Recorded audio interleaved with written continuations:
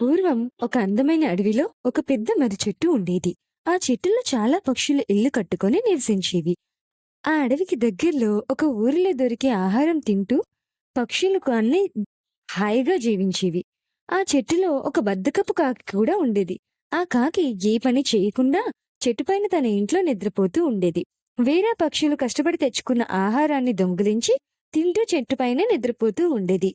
ఆ చెట్టుకి దగ్గరలో ఒక అందమైన సరస్సు ఉంది. ఆ సరస్సులో ఎన్నో చేపలుండడంతో ఒక జంట కొంగలు వలస వచ్చి ఆ చెట్టు దగ్గరే ఇల్లు కట్టుకొని సరస్సులోని చేపలు పట్టుకుని తింటూ జీవించసాగాయి. ప్రతిరోజు కొంగలు తాజా చేపలు తినడం చూసిన కాకి, నేను ఈ కొంగతో స్నేహం చేస్తే నాకు కష్టపడకుండా ప్రతిరోజు చాలా చేపలు దొరుకుతాయి అని మనసులో అనుకుంది. ఆ రోజు సాయంత్రం కొంగ తన ఇంటికి రాగానే కాకి వెళ్ళి, ఓ మిత్రమా, నా ప్రియమిత్రమా, ఈ అడవికి కొత్తగా వచ్చినట్లున్నావు. ఈ అడవిలో ఉన్న ప్రతి ప్లేస్ నాకు తెలుసు. నీకు ఎలాంటి సహాయం కావాల్సి వచ్చినా నన్నడుగు, నేను చేస్తాను అని చెప్పడంతో కొంగ కూడా సంతోషించి కాకితో స్నేహం చేసింది. కొంగ ప్రతిరోజు కాకి కోసం కూడా కొన్ని చేపలు తెచ్చి ఇచ్చేది. ఆ చేపలు తింటూ కాకి ఏ పని చేయకుండా హాయిగా నిద్రపోయేది. ఇదంతా గమనించిన మరో కొంగ, నువ్వు ఆ కాకికి చాలా నమ్ముతున్నావు. మనం ఎంత పెద్ద సహాయం చేసినా కూడా కాకి బుద్ధి మార్చుకోదు. ఏదో ఒకరోజు ఆ కాకి వల్ల మనకి చాలా ఇబ్బంది వస్తుంది అని చెప్పింది. కానీ కొంగ వినకుండా అలాగే కాకితో స్నేహం చేస్తూ షికార్లు చేయడం కొనసాగించింది. కొంగ ప్రతిరోజు కాకికి చేపలు తెచ్చి ఇవ్వడంతో కాకి కొన్ని చేపల్ని తిని మిగిలినవి తన ఇంట్లో దాచుకునేది.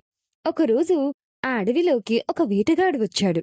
అడవి మొత్తం తిరిగినా ఒక్క జంతువు కూడా దొరకపోవడంతో బాగా అలసిపోయిన ఆ వేటగాడు అడవిలో ఉన్న పెద్ద మర్రి చెట్టు కింద కూర్చున్నాడు.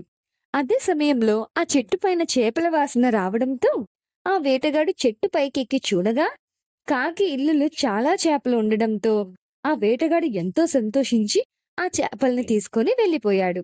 బయటికి వెళ్ళిన కాకి సాయంత్రం తన ఇంటికి వచ్చి చూడగా తను దాచుకున్న చేపలు కనిపించకపోవడంతో కోపంతో అరవసాగింది. అంతలోనే అదే చెట్టులో ఉన్న కొంగలు కూడా ఈ రోజు చాలా తక్కువ చేపలు దొరికాయి.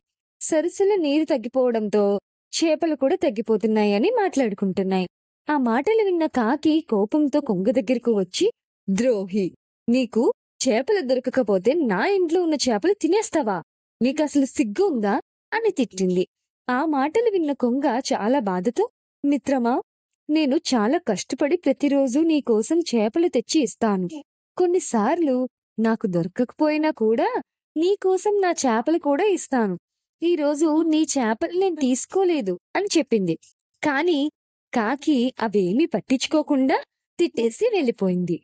కొంగ బాధపడడం చూసిన మరో కొంగ, చూసావా, ఈరోజు ఈ కాకి బుద్ధి బయటపడింది.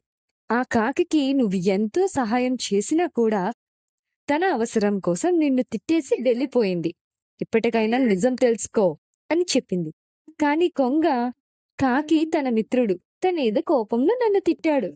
నేనంటే చాలా ఇష్టం అని చెప్పి సరస్సులో చేపల కోసం వెళ్ళింది. మరుసటి రోజు కొంగ కాకికి ఎలాంటి చేపలు ఇవ్వలేదు. దానితో కాకికి బాగా ఆకలి వేసి బయటకు వెళ్ళింది. ఆ రోజు వేటగాడు కూడా అడవిలో తిరిగి బాగా అలసిపోయి చెట్టు దగ్గరికి వచ్చి చెట్టు ఎక్కి ఈరోజు కూడా మళ్ళీ చేపలు దొరుకుతాయి అనుకుని చూశాడు. కాని ఆ గూటిలో ఒక్క చేప కూడా లేకపోవడంతో నిద్ర వచ్చి చెట్టు కిందనే నిద్రపోతున్నాడు. కొంచెం సేపటికి కాకి కూడా ఆహారం కోసం తిరిగి తిరిగి బాగా అలసిపోయి తన ఇంటికి వచ్చింది.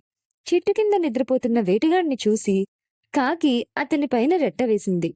వేటగాడు నిద్ర లేచి పైకి చూస్తే చెట్టు పైన కొంగ ఉంది. కొంగ తన పైన రెట్ట వేసింది అనుకోని కోపంతో కొంగని రాయితో కొట్టి వెళ్ళిపోయాడు.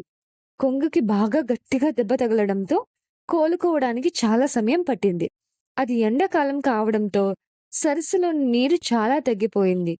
దాంతో కొంగలు వేరే చోటికి వెళ్ళాలని నిశ్చయించుకొని గాలిలో ఎగురుతూ మంచి చోటు కోసం వెతకసాగింది. చాలా దూరంలో ఒక మంచి జలపాతం మరియు పెద్ద చెట్లు కనిపించడంతో కొంగలు ఆ రోజు అక్కడే ఉండిపోయాయి.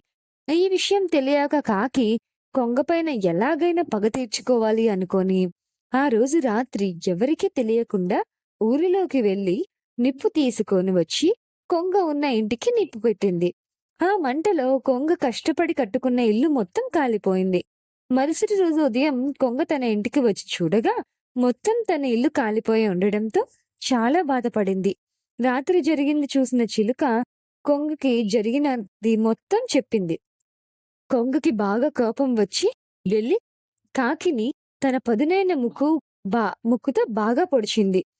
ఆ దెబ్బలకి తట్టుకోలేక కాకి తన తప్పును తెలుసుకొని క్షమించమని అడిగింది. కొంగ కూడా కాకిని జాలితో వదిలేసి తన కొత్త ఇంటికి వెళ్ళిపోయింది. ఆ తర్వాత కూడా కాకికి తన బుద్ధి మార్చుకోకుండా వేరే పక్షుల ఆహారం దొంగలిస్తూ ఉండేది. చూసారా పిల్లలు?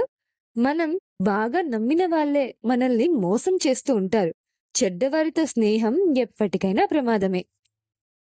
మీకు ఈ స్టోరీ నచ్చితే లైక్ చేయండి, కామెంట్ చేయండి, మన ఛానల్‌ని షేర్ చేయండి.